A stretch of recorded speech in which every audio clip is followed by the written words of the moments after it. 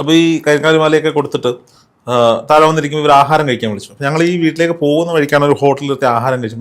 ചേട്ടാ വേണ്ട, ഞങ്ങൾ ആഹാരം കഴിച്ചു. ഇല്ല, നിങ്ങൾ വരുന്നതുകൊണ്ട് ചപ്പാത്തിയൊക്കെ ചുട്ടു വെച്ചു, കഴിക്കണം. ഞാൻ ഇവരുടെ മുഖത്തൊക്കെ ഇവരും പറഞ്ഞ് വേണ്ട. പിന്നെ ആ വീട്ടിൽ നിന്ന് കഴിക്കാതെ ഇറങ്ങാൻ തോന്നിയില്ല. അപ്പം ഞങ്ങൾ ഡൈനിങ് ടേബിളിൽ പോയിരുന്നു. പുള്ളി ഫുഡ് കൊണ്ടുവച്ചു. ഞാനൊരു ചപ്പാത്തി എടുത്തു, നമ്മുടെ കൂടെ വന്നവരും എടുത്തു. പുള്ളിയും കഴിക്കാനിരുന്നു.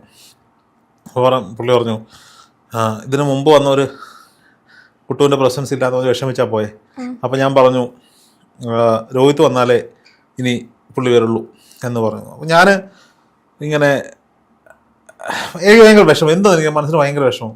ഞാൻ മനസ്സിൽ വിചാരിക്കുക, ഇനി ദൈവമേ, ഇനി വന്ന് ഇവർക്ക് ആ പ്രസൻസ് കിട്ടിയില്ലെങ്കിൽ എന്തെങ്കിലും മോശമായിട്ട് നമ്മൾ ചെയ്തിട്ടാണോ, അതോ മനസ്സിൻ്റെ ചിന്തയുടെ പ്രശ്നമാണോ എന്ന് വിചാരിച്ചിരിക്കും. ഈ അമ്മ അടുക്കളയിൽ ഇങ്ങോട്ട് കുട്ടു വന്നു.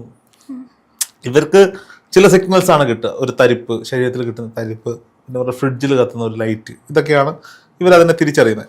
അപ്പം പെട്ടെന്ന് ഞാൻ ആ ഫ്രിഡ്ജിലോട് ഇങ്ങനെ നോക്കുമ്പോൾ കറക്റ്റ് അവർ ആ പറഞ്ഞ ലൈറ്റ് കത്തി.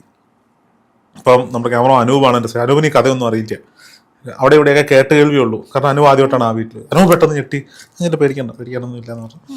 ഞങ്ങൾ ആഹാരമൊക്കെ കഴിച്ചിട്ട് തിരിച്ചു വരുന്നു.